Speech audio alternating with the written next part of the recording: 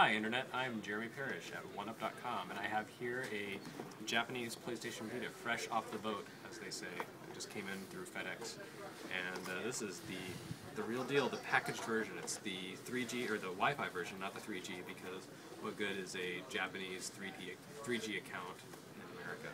No good at all.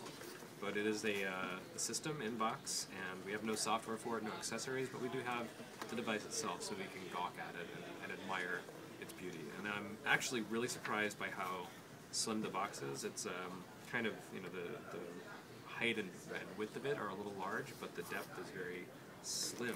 It's kind of surprising. It's blue because it's PlayStation, and PlayStation is always blue ever since the PS2 days. So inside, the box opens up, it says, "Welcome to the world of PlayStation," in 2 languages. It's almost as if they knew we would be importing a copy and that we speak English. So there is what appears to be a brochure of some sort inside. The usual, I guess, how to use your system. Very exciting. Yeah, and then the back side tells you how to, I guess, log on, use your account. Anyway, that's all kind of, you know, the rudimentary stuff.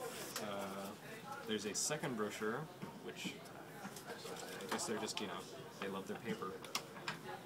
This has a little more detailed information on some of the individual apps and on the PS Vita, the main screen. And then back inside the box, there is the Vita itself, but we'll wait and get to that. We gotta take this slowly and enjoy it.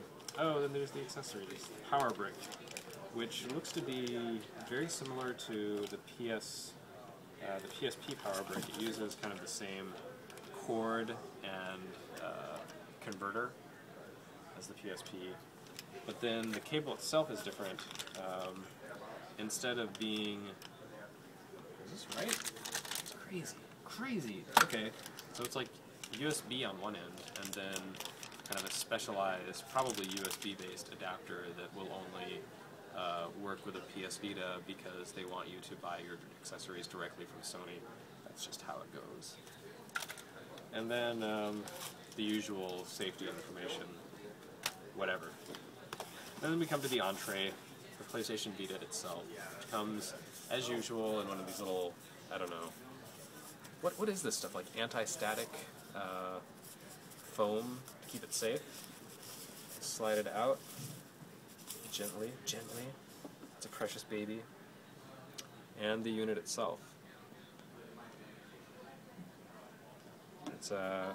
It's actually very lightweight. I haven't used one of these that wasn't attached to a demo kiosk at a trade show, so actually holding it in my hand, it has a good solid feel, but it's not super heavy.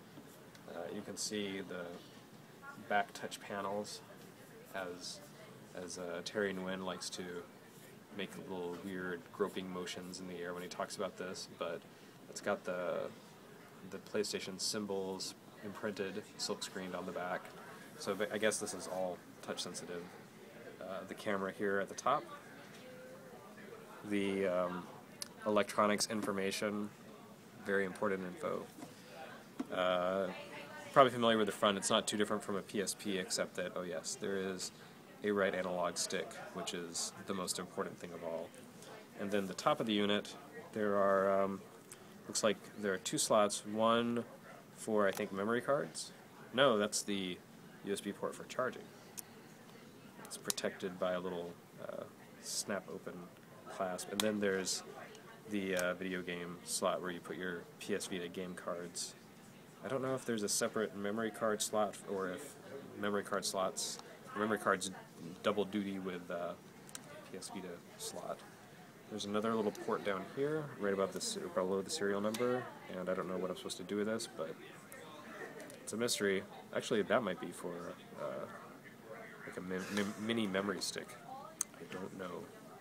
We don't have our accessories yet, so it's still a mystery. But anyway, it's a nice, it's a good feeling system, and you know, it's not going to be any heavier than this once I actually start playing on it because it doesn't use UMDs. It doesn't have the moving parts that the PSP had, so I think it's probably going to be a much more durable system. not as noisy, hopefully not as battery hungry, but I have my doubts about that one. So yes, that is the PlayStation Vita in a nutshell, as shipped directly from Japan to your eyes.